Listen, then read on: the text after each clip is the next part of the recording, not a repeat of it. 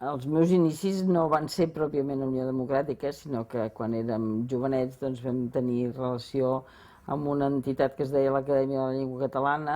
Érem un grup més aviat activista que altra cosa, perquè no hi havia altra manera de fer política que aquesta en aquells moments.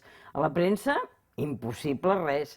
Actes públics no estaven permesos, sempre hi havia l'esbirro de la policia escoltant. Érem com una avis rara, perquè pertanyíem a un tros de la societat, diguéssim, que ens havíem ficat en política perquè estimàvem Catalunya, no ni per una qüestió de classe com eren altres situacions, sinó que érem perquè volíem defensar Catalunya de l'anorreament que l'estava convertint. La meva participació va ser més passiva en aquest sentit, perquè com que amb ell ja el van detenir dues o tres vegades en la seva vida, una d'elles, i nosaltres ja teníem els 4 fills, llavors era fotudet perquè pensaves, perquè aquella època ho pelaven així.